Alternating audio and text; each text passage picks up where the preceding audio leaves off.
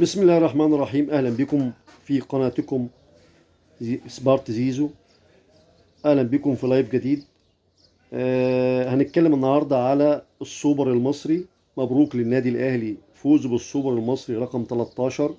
النادي الأهلي أمس عمل مباراة رائعة، ولكن يحسب على مدرب النادي الأهلي أنه أراد أن تكون مباراة تجربة لبعض اللاعبين، وربما كان في اعتقاده أن نادي بيراميدز أقل من نادي الزمالك، ولذلك أراد أن يلعب المباراة بعد لاعبيه الاحتياطيين وليس لاعبيه الأساسيين.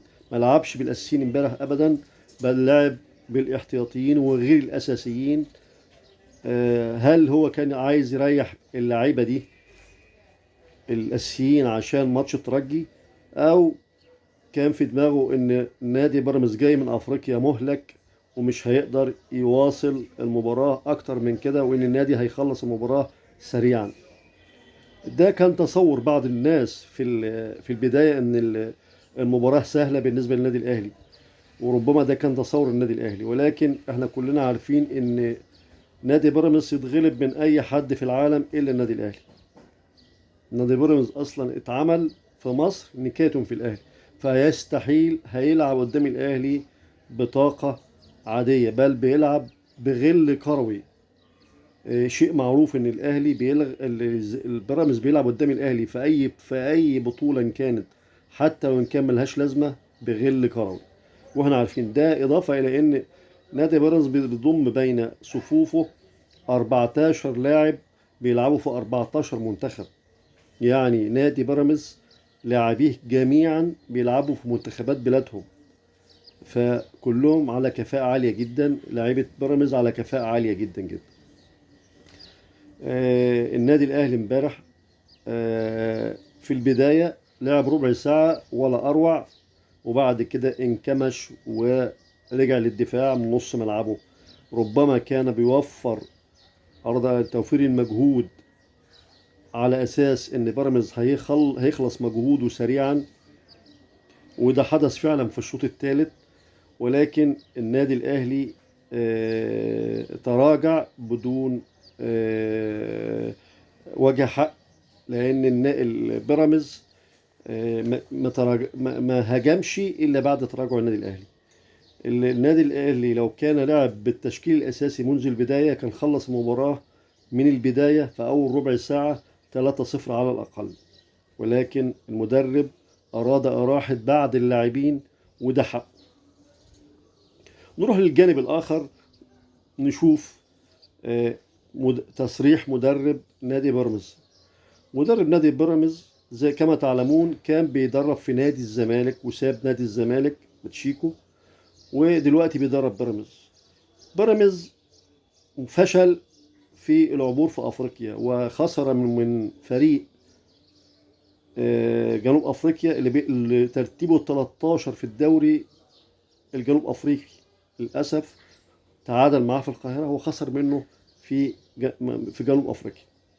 فهو عارف إن إدارة بيراميدز حاليا بتفكر في إقالته لأنه فشل، وعارف إنه هيمشي، فأراد أن يغازل رئيس نادي الزمالك ويركب الترند ويفهمه إن أنا معاك قلبا وقالبا. وهيتشوفوا صدى الكلام اللي أنا بقوله ده قريب، إن مدرب بيراميدز باتشيكو الحالي بيغازل نادي الزمالك وركب الترند علشان يكون له نصيب في الرجوع لنادي الزمالك بعد ما هيسيب نادي بيراميدز. وده قريب جدا لانه هو خلاص فشل، وغالبا هيسيبوه لحد ما يخلص مباريات الدوري. تصريحاته كانت غير موضوعية بالمرة، ويا ريت كان قال الحقيقة. يا ريته قال ان النادي الاهلي نادي كبير ما اقدرش عليه. انت لعبت النادي الاهلي السنة دي في 3 بطولات مختلفة، النادي الاهلي غلبك فيهم. لعبته بمدرب بحكم اجنبي كسبك، لعبته لعبت معاه بحكم مصري، الاهلي كسبك، سواء في الكأس سواء في السوبر سواء في الدوري. فما ما تعلقش اخطائك على شماعة الغير. انت اخطأت ولازم تعترف انك اخطأت يا كابتن باتشيكو. قول الحقيقة وخلص ضميرك. النادي الاهلي هيلعب يوم الجمعة القادم يوم 12/5 مع نادي الترجي في الدور قبل النهائي لبطولة افريقيا الابطال الدوري. النادي الاهلي عودنا دائما انه لما بيصعد للدور قبل النهائي او للنهائي ما بيفرطش في البطولة بسهولة. النادي الترجي ان شاء الله هيلعب المباراة القادمة من النادي الاهلي بدون جمهور، عقوبة من الاتحاد الافريقي. لجنة الانضباط اصدرت قرار بمنع دخول جمهور النادي الترجي في مباراة الاهلي والمباراة التالية. اذا النادي الاهلي هيلعب المباراة الاولى مع الترجي في الترجي يوم 12/5 القادم بدون جمهور. وكده تكافؤ الفرص بالنسبة للاهلي اصبح قريب جدا، لانه هيلعب بدون جمهور كأنه بيلعب في القاهرة. بنتمنى التوفيق للجميع. النادي الأهلي كان له مباراة الأسبوع ده في الدوري، ولكن المباراة اتأجلت مع الحرس، اتأجلت علشان سفره لتونس. هيسافر يوم 9 فاتأجلت المباراة، ومش هيلعب إلا بعد ما يرجع من مباراة الترجي.